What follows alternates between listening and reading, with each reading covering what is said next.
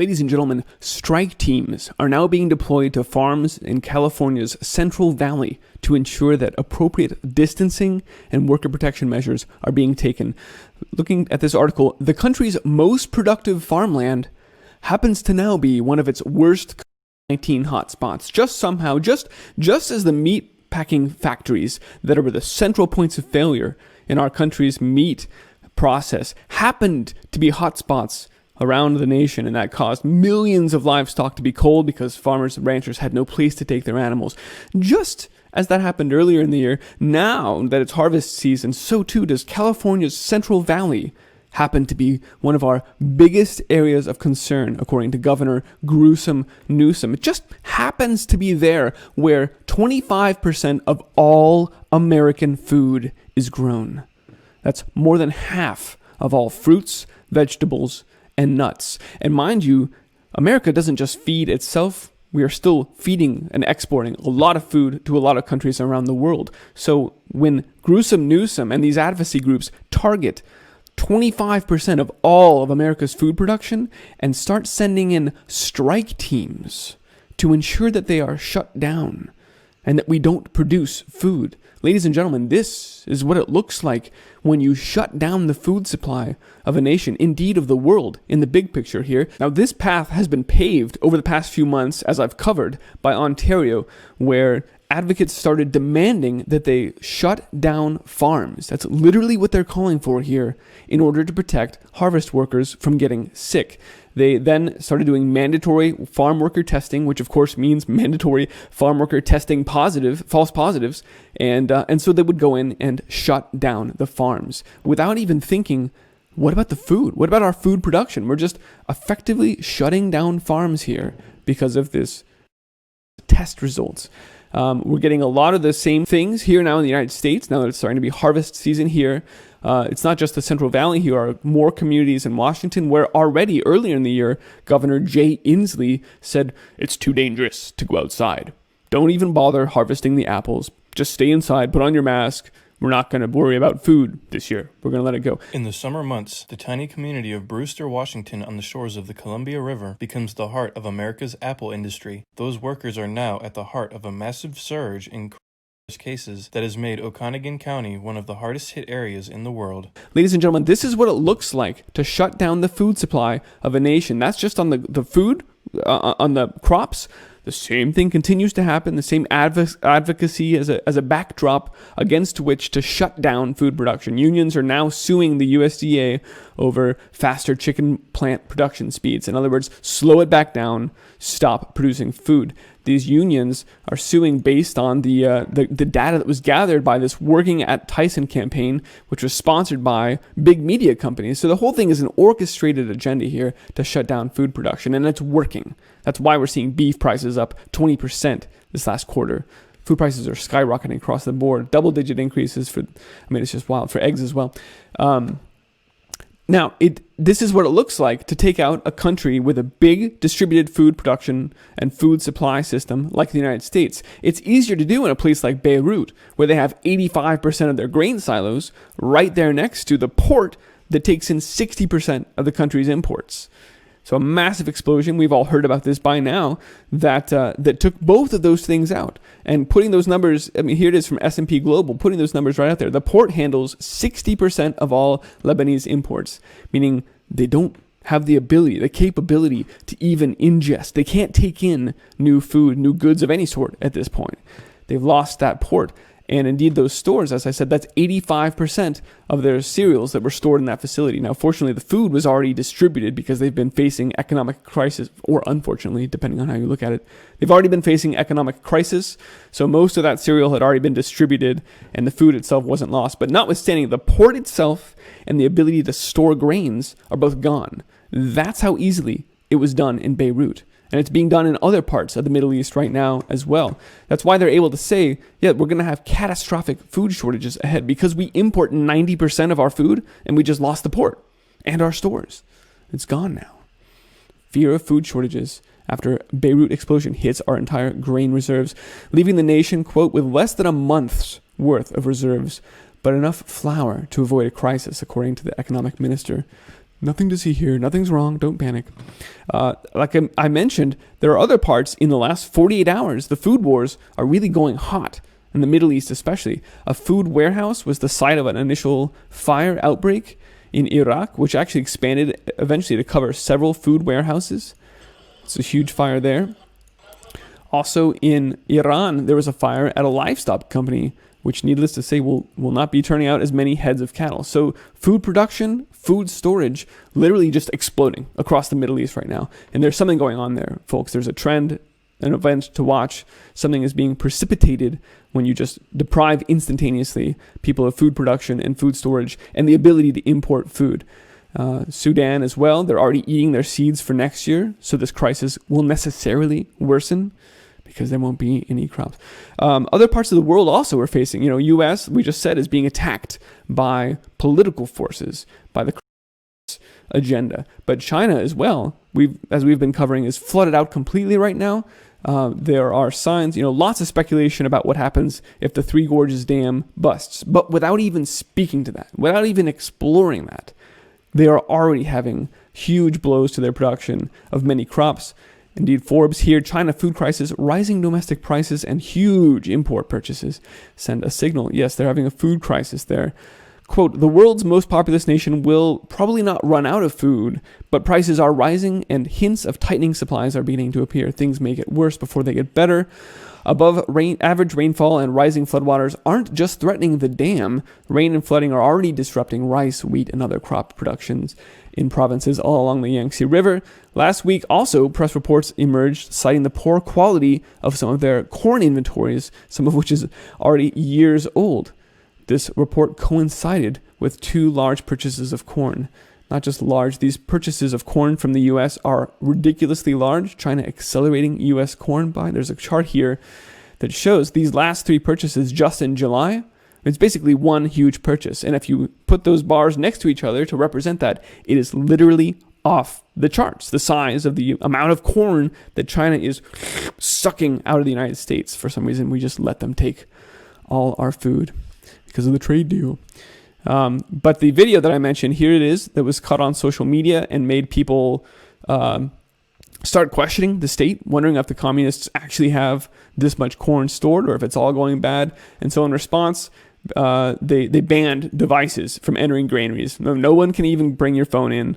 No pictures of our strategic grain reserves can be taken. That's what's going on. China has to hide the truth about their corn. Of course, they say that that's not representative, that they have plenty of corn. Of course, that's what they say. And then in the U.S., we don't have anything to take pictures of anyway. As I've covered before, there is no strategic grain reserve. We liquidated it for cash. It's now just a cash reserve. And according to Wikipedia itself, it can respond to local food crises somewhere else in the world. We can just give them some cash. Here's some dollars. Help yourself. But we cannot respond to a global food crisis that affects the U.S. itself. And that's where we are. So we have no grain reserves. Beirut is being exploded. China is being flooded out and rotting in the bin, and they're not letting people take pictures. Brazil is also having social distancing. Australia, take a look at this. Australia warns millions of chickens and pigs will be culled as early as next week due to the slaughterhouses being slowed down, just like the US and the UK and parts of Europe. Millions of chickens and pigs will be culled as early as next week. And that's just on the protein side. Here it is on the crops. Same story, right? Australia, without seasonal workers, Australia may face a hungry summer. As Victoria's COVID-19 outbreak spirals out of control, Australia faces another pandemic-related crisis. We are sailing into a food shortage, and few are talking about it. Well, we're talking about it, and it is the plan. And we need to be letting other people know that this is the plan. This is the linchpin by which the powers that should not be are going to force people to acquiesce to all of the agendas, the digital ID, the digital currency, all of it, the social credit score, all of it's going into practice right now. All of it's been built over decades. But now, in this pandemic crisis, they are putting the capstone on the agenda. Anything that hadn't yet been built before because of privacy restrictions or, regulatory structures or health protection. No, all of those are being thrown out, right? We've seen that all of the data is now flowing into the central AI. They've announced it. The DoD announced they have your retail purchases flowing into their computers. All of these things are being unveiled right now. That capstone is being placed on top of the pyramid. No meat on the shelves, still from Australia. Supermarkets warning, sorry to digress there. Supermarkets are warning of impending food shortages. Again, it's quite clear what's being broadcast here. And then I already mentioned in the U.S. That the most productive farmland in our nation happens to be a hotspot. Right there under gruesome Newsom, sending in strike teams to shut it down. You see, that's the same story in each of these countries. Shut down the food production, destroy it. And then we'll bring in our transhuman fake food, the insect-based protein. All of these things we've been talking about here at the IceAgeFarmer channel. Ladies and gentlemen, please grow your own food, save your seeds. I was pleased to see Margaret Roach's column in the New York Times even about enjoying your vegetables, but do save some seeds, even if it's butternut squash that you brought home from the store. There are good seeds in there, organic especially, that you can save and grow yourself and share with your neighbors, because that is the only rational response when you see food production around the world being shut down. This is Food Wars, and you are in it. Welcome to it. Thanks for watching, ladies and gentlemen. Let's go grow abundant food, raise awesome animals, build great things, and spread the word. You can support this broadcast on iceagefarmer.com/support. I have a few different ways of doing so. You can find this report and all my reports on iceagefarmer.com. Be well.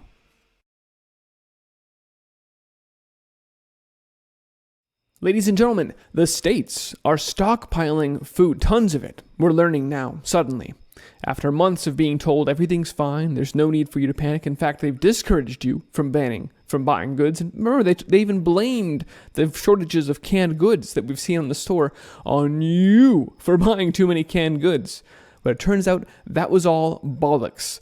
Now we're learning the states have been stockpiling. This report from the Seattle Times, from peanut butter to applesauce, Washington State stockpiles tons of food. Why? For the need ahead, because they know there are massive interruptions to our supply chain already, that these are escalating, that they're cascading failures building on themselves, that there are harvest labor failures coming in, and that there will be food shortages directly ahead for all of us. It's also baked into the plan. So it's no surprise that they're preparing for this. And look at the language they're using. These canned beans in the stockpiles are sitting there like soldiers waiting to be sent into duty. Even the language they're using tells us this is a food wars situation. And I want to talk about that. I'm Christian, and this is the IceAgeFarmer broadcast. What you're looking at here in this Fife warehouse is about 1,200 pallets of food. The purpose of this is to provide sort of a reservoir for shelf-stable food that is entering the system to support our hunger prevention efforts around the state. Derek Sanderson, director of the Washington State Department of Agriculture, toured the state's new COVID Strategic Reserve on Friday. Within 48 hours of communities asking for help, these pallets can be placed on trucks and distributed to food pantries across the state. The focus is on stockpiling foods like canned vegetables, peanut butter, items that don't spoil easily. During the early days of the pandemic, they were also hard to come by at times as folks hoarded items, left store shelves bare, and disrupted the supply chain. Yes, see, it's still your fault. You hoarded all those items, and that's why we have to go to all the trouble to fill up this warehouse from floor to ceiling. I really just wanted to share those images so you get the sense of what it looks like to see that much food. Look at the floor to ceiling. All right, so the article from the Seattle Times goes on to describe how the Washington State Department of Agriculture began to stockpile and prepare back in mid-April. Ladies and gentlemen, that's over 4 months ago. We're only now hearing about this, and moreover, we're certainly not hearing about this from any other place in the United States. You can find out about stockpiles of masks. There's plenty of news and propaganda about the stockpiles of ventilators in New York City, but there's nothing about stockpiles of food until this piece from the Seattle Times. And I've tried to look. There is, however, one more critical piece of intel that we learned from the head of the Washington Department of Agriculture when he did this interview. Extremely high demand. We're competing with every other state. We're competing in some cases with national organizations that are trying to, feed America. And there's the key, ladies and gentlemen. We are competing with all the other states. Heck, we're even competing with federal agencies to try and buy up as much food as quickly as we can. We've been doing it for months now, since mid-April. And we did it all secretly, without telling you, so that you couldn't get prepared. In fact, moreover, we told you not to get prepared. We told you that that you should not, really, you should think about it, because you'll be inconveniencing other people if you start stockpiling. We told you you would have bean buyer's remorse if you were so dumb as to go out and buy beans thinking you might need food. Thanks, NPR. Can you believe the duplicitousness of these people that out of one corner of their mouth, they tell you you should be ashamed if you try and take care of your family? While, with the other hand, they're out buying up as much food as they can, competing with all the other states. Look at this. They've spent $6.1 million over these last few months on 4,000 pallets of food. And importantly, only a quarter of those have even arrived yet. That's why there's no food there. That's why if you go try and back order stored food, it's not going to come for months now, because all the other states and federal agencies have ordered millions of dollars of it, and it's already on back order even for them. Can you believe this? This is why there are canned food shortages. They told you it was because of you buying too many cans. That's why you can't have your beer now or your cherry Coke. We read these releases. Oh, it's because you bought too much canned food. No, it's because they're spending millions of dollars per state to stock all this food up away from you. This is why I'm hearing from purchasing managers on the floor of big retail establishments who say, I don't get it, Christian. I'm putting in orders for X and Y and Z, and I'm getting half of an X and a tenth of a Y, and I didn't even get any Z. What the hell's going on here? No one even has answers for me at corporate. Well, now we know. Now we see what's going on behind the scenes. They've hijacked the supply chain. They are hoovering it up into these warehouses because, as we just read from the Rockefeller Foundation, they want to dismantle the entire food system in America. They want people to depend on these neighborhood nutritional insurance programs. They want you to be on EBT and SNAP benefits and all these things because it makes you dependent on the system. They see food as part of this universal basic income, and they want everybody to be on it. And this is how you do it. You break everything down. You destroy the economy. We absolutely have food shortages ahead. These are the very same. In fact, the Rockefeller Foundation is full of, I'm working on a larger report about this. They are full of the very same people who are now working to shut down the meat packing factories, who are working to shut down the farms via the labor unions. They're suing the USDA to slow down production. I mean, these are the very one and the same group of people that is shutting down the food supply, and they're trying to enslave people. It's really just, it's too much to even take in at this point. But let it stand on its own that the states have been stockpiling secretly for months while discouraging you from doing the same. And given the food problems we're seeing around the world, the fact that we just lost a tenth or more of our corn crop to the derecho yesterday, the massive flooding in China, the flooding in Japan, there's flooding all over the place, and Brazil having problems with their crops and harvest labor as well. There are problems around the world right now, and we all need to be thinking about our food security. And I think this is a pretty good indicator that they are certainly doing that. They are preparing, and so must we be. Let's leave it there for tonight. I just want to make it abundantly clear that they are indicating quite clearly that there are additional supply chain disruptions and food shortages ahead, that the states and the federal agencies know about this. They have known for months. Even as they told you not to prepare, they have absolutely been stockpiling their warehouses to the roof. This is now literally, you can see the pictures of this happening. And so, as always, the message is, let other people know about what's going on, about the pictures that we can see of what's playing out. Start growing food.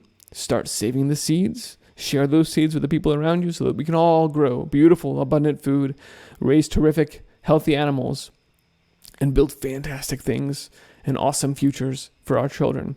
Because right now these people are actively working against us. They are trying to enslave us and deprive us of the basic necessities so that we are forced to acquiesce to their totalitarian agenda. Let's leave it there. Thanks for watching, folks. Please help me spread the word. You can find this report and all my reports on IceAgeFarmer.com. You can also support this broadcast If you're able and appreciate the information via a few different methods that I've made available, check out IceAgeFarmer.com/support to find out how you can help. I very genuinely appreciate that. All right, folks, thanks for watching. Be well.